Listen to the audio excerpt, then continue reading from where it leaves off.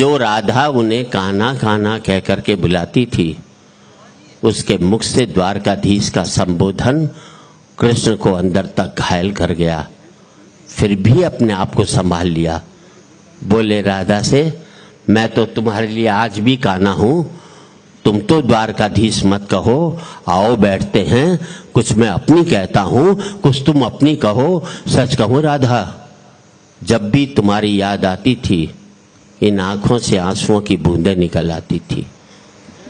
और पूरे एक व्यक्ति सबका आशीर्वाद चाहूंगा।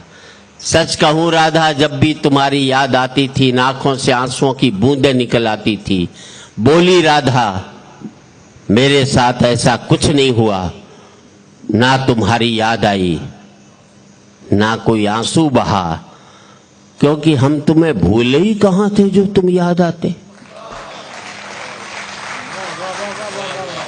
और तालियां तो अब चाहिए, क्योंकि हम तुम्हें भूले ही कहां थे जो तुम याद आते, और इन आंखों में सदा तुम रहते थे, कहीं आंसुओं के साथ निकल न जाओ इसलिए रोते भी नहीं थे।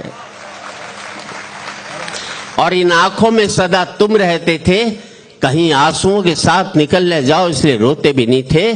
कृष्ण कुछ कड़वे सत्य सुन पाओ तो सुनाओ। कान्हा से द्वारकाधीश बनने पर या प्रेम से अलग होने पर तुमने क्या खोया, उसका एक आईना दिखाऊं। अब आपकी सदन की तालियां चाहूंगा साहब। तुमने क्या खोया, उसका एक आईना दिखाऊं। कृष्ण कभी सोचा इस तरक्की में तुम कितने पिछड़ गए। यमुना के मीठे पानी से जिंदगी शुरू की और समुद्र के खारे पानी तक पहुंच गए। यमुना के मीठे पानी से जिंदगी शुरू की और समुद्र के खारे पानी तक पहुंच गए। एक उंगली पर चलने वाले सुदर्शन चक्र पर भरोसा कर लिया और 10 उंगलियों पर चलने वाली बांसुरी को भूल गए। और 10 उंगलियों पर चलने वाली बांसुरी को भूल गए। जब तुम प्रेम से जुड़े थे कृष्ण, तो जो उंगली गोवर्धन पर्वत उठाकर लोगों को विनाश से बचाती थी, प्रेम से अलग होने पर वही उंगली क्या क्या रंग दिखाने लगी। सुदर्शन चक्र उठा करके विनाश के काम आने लगी। अंग वही होता है, जब प्रेम से जुड़ता है तो विकास करता है, जब प्रेम से अलग होता है तो विनाश करता है। वही उंगली क्या क्या रंग दिखाने लगी। सुदर्शन चक्र उठा करके विनाश के काम आने लगी। पूरे सदन का आशीर्वाद चाहूंगा। कृष्ण, कान्हा और द्वारकाधीश में क्या फर्क होता है बताऊं? कान्हा होते तो तुम सुदामा के घर जाते, सुदामा तुम्हारे घर कभी भी नहीं आता। और जिन बातों के लिए पूरी कविता लिखी, इतने भागवत वाचक आए, हजारों साल से किसी ने इस बात का उल्लेख नहीं किया। मैंने उल्लेख भी किया और उसकी वजह भी बताई है। पूरे सदन का आशीर्वाद चाहूंगा। एक नई बात कहना चाहता हूं। कृष्ण, तुम तो सभी कलाओं के स्वामी हो, गीता जैसे ग्रंथ के दाता हो, नीति निर्माता हो, धर्म शास्त्र के जानकार हो, पर महाभारत युद्ध में क्या निर्णय लिया? अपनी पूरी सेना कौरवों को सौंप दी और अपने आप को पांडवों के साथ कर लिया। अब आपका आशीर्वाद चाहिए।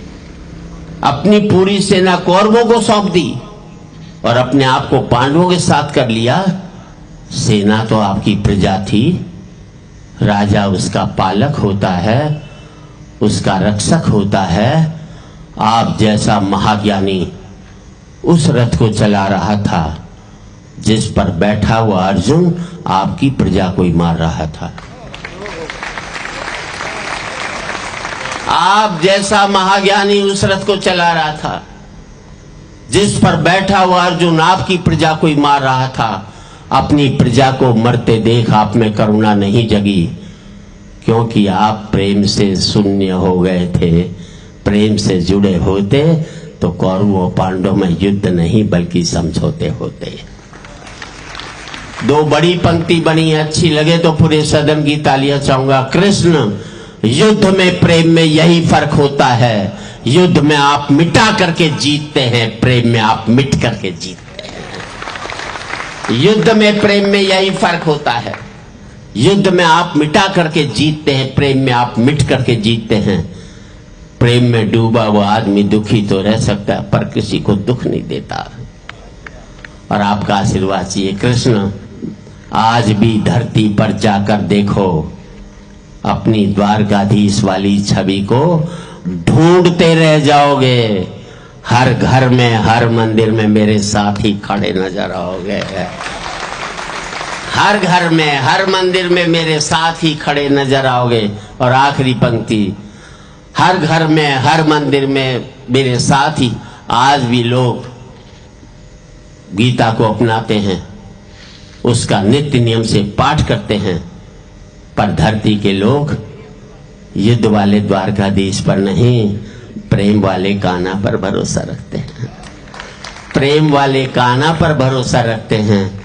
और जिस गीता में दूर दूर तक मेरा जिक्र भी नहीं, नाम भी नहीं, आज भी लोग उसके समापन पर राधे ही राधे कर